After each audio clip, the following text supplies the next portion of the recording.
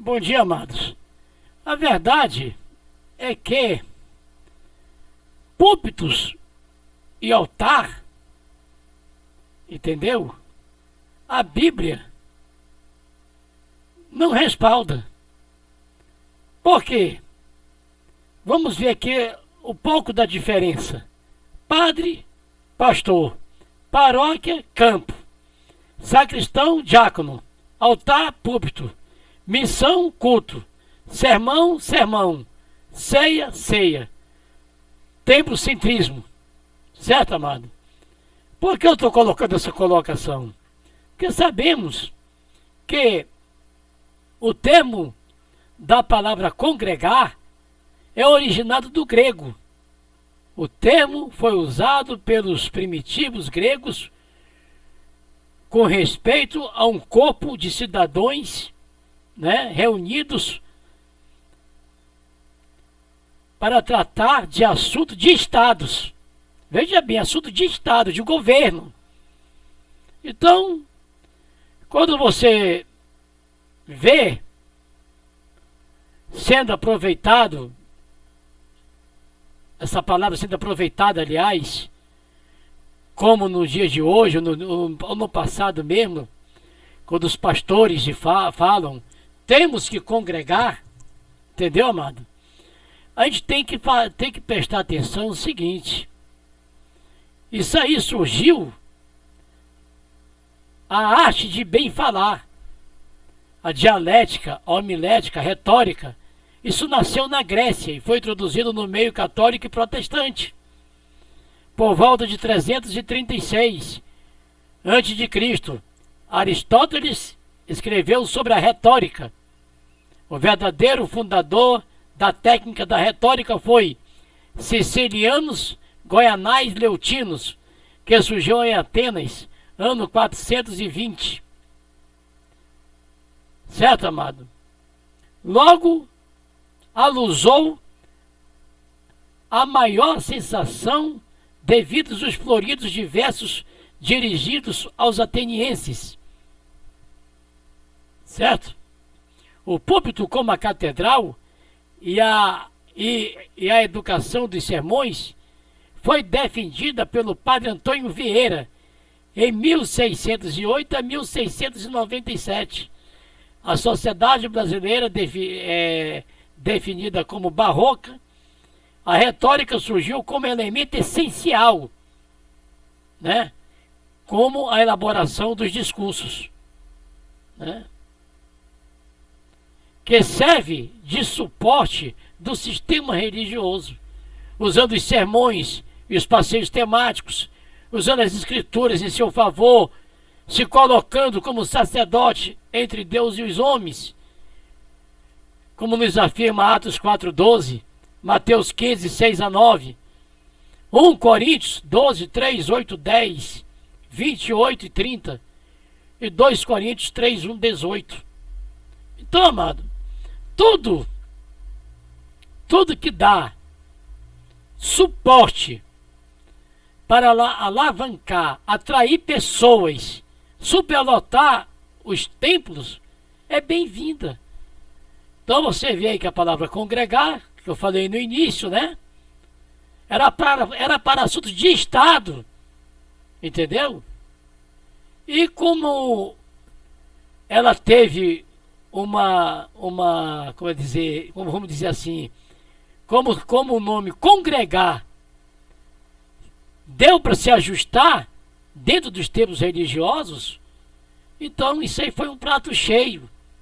Você vê aí por aí que você vê, temos de congregar. Amados, existem alguns versículos isolados. Tem alguns versículos isolados aí, se eu não me engano, em Hebreus, né?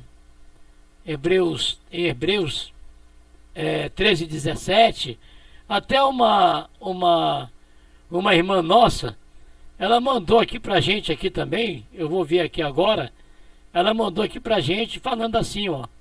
Essa irmã me mandou um versículo aqui que, né, que chama atenção, porque a pessoa fica mesmo, né, condicionada aos passeios temáticos. Tá entendendo? Isso é normal. Isso é normal. Tem passagem aqui que ela me mandou aqui. Eu estou procurando aqui para falar a vocês. Entendeu? Se eu não me engano, está em Hebreus. Porque o 13:17 você já sabe, né? Já é o vicioso. É o capítulo. É o capítulo. Aliás, Hebreus 10:25. Ela me mandou isso aqui. Não deixamos de reunirmos como igreja, segundo o costume de alguns.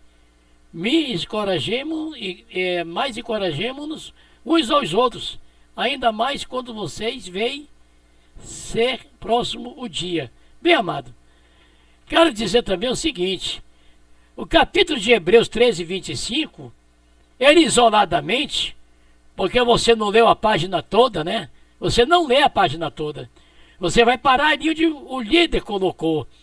Então o que faz aí? Daí ele pula para Hebreus 13:17. Para poder arrematar o que está falando Hebreus 10:25. Né? Lembrai-vos de vossos pastores, né? Imitai a maneira deles viver. Aí eu te pergunto, amado, de quem lhe interessa isso? Imitar a maneira de viver de homem algum? De quem vai lhe interessar isso para a sua salvação? Então, tem algumas contradições, porque você sabe que um capítulo isolado, ele vai estar sempre acompanhado de um outro, né? Sempre de um outro capítulo. E você vai ficar mesmo preso no sistema, você não vai se libertar. Tá entendendo, amado? Porque você sabe perfeitamente que o sistema em si é prender as pessoas dentro do aprisco, né? Ainda ontem eu coloquei essa matéria no ar, uma matéria sobre, se referindo ontem, se eu não me engano, sobre a termo congregar e orar, né? Eu coloquei ontem essa matéria no ar, para você ter uma noção como é que funciona, né? Como é a manipulação do sistema, né? E você fica mesmo condicionado, né? Não tem como você ficar preso. Eu falo isso, amados, porque eu passei por isso aí. Eu estive dentro do sistema, passei por isso. Então, a gente vai vendo que as coisas, você vai montando as coisas e vai vendo. Então, eu coloquei aqui um pequeno detalhe que eu tenho que falar, meu irmão, tá certo? Que o vídeo não pode ser muito comprido, mas você tem que entender que você não pode ser escravo de homens. Eu botei aqui, é importante orar junto com os irmãos. Orar junto com os irmãos tem mais poder do que orar individualmente. Infelizmente, a oração junto pode também se tornar uma plataforma para aqueles cujas palavras são direcionadas não a Deus, mas aos ouvintes. O Salvador advertiu contra tal comportamento em Mateus 6, 5 e 8.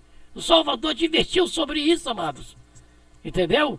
Onde nos exorta para que não sejamos exibicionistas, usando palavras em excesso, ou hipócritas, ou em nossas orações, mas quer que oremos secretamente em nossos próprios quartos, a fim de que evitemos tais tentações. Não há nada nas Escrituras que sugira que a oração junto com os irmãos seja mais poderosa do que as orações individuais, no sentido de mover a mão do Pai Eterno. Muitos cristãos igualam a oração receber coisas do Pai Eterno. E a oração em grupo se torna principalmente uma ocasião para recitar uma lista com nossos desejos. As orações bíblicas, entretanto, têm múltiplas faces, englobando a totalidade do desejo de entrar em consciência íntima e comunhão com o nosso santo e perfeito e justo Pai Eterno. O Pai Eterno, ao inclinar seus ouvidos para escutar suas criaturas, provoca o louvor e adoração jorrando em abundância. Salmos 27:4. 63, 1 a 8. Produz arrependimento e confissão sincera, Salmo 51. Lucas 18, 9 e 14. Gera torrente de gratidão, ações de graças, Filipenses 4, 6. Colossenses 1, 12. Cria sinceras petições de intercessão em favor de outros, 2 Tessalonicenses 1, 11, 2, 16. As petições para aquele que ora não se encontram nas orações de Paulo ou Salvador, exceto quando nelas expressam seus desejos, mas sempre em submissão à vontade do Pai Eterno. Mateus 26, 39 e 2 Coríntios 12, 7 e 9. A oração, então, é cooperar com o Pai Eterno para que se cumpra seu plano, não tentando fazê-lo se inclinar à nossa vontade, conforme abandonamos os nossos próprios desejos, em submissão àquele que sabe nossas circunstâncias. Muito melhor do que um dia poderíamos saber o que vos é necessário antes de vós lhe pedirdes. Mateus 6, 8. Nossas orações chegam ao seu mais alto nível. As orações oferecidas em submissão à vontade divina, por isso são sempre respondidas positivamente, se oferecidas por uma pessoa ou por 1000. Aqui está o verdadeiro poder da oração. A ideia de que a oração junto com os irmãos é mais eficaz em mover mão de Deus vem muito de uma má interpretação de Mateus 18, 19 e 20. Leia, amados, Mateus 19, 20. 18, 19 e 20.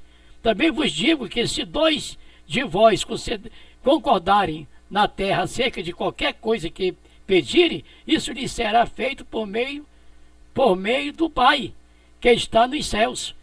Porque onde estiverem 2 ou 3 reunidos em meu nome, aí estou eu no meio deles. Estes versos vêm de uma passagem maior, na qual se indicam os procedimentos a seguir se a igreja disciplinar um membro em pecado, interpretá-los como prometer aos crentes um cheque em branco para qualquer coisa que concordem em pedir ao Pai Eterno, não importando qual pecaminosa ou tola seja, não apenas falha em se encaixar ao contexto de disciplina eclesiástica, mas nega o restante das Escrituras, em particular a soberania do Pai Eterno e os muitos mandamentos para que os crentes sejam submissos, obedientes à sua vontade, e não o contrário disto. Além do mais, crê que quando 2 ou 3 estiverem reunidos para orar,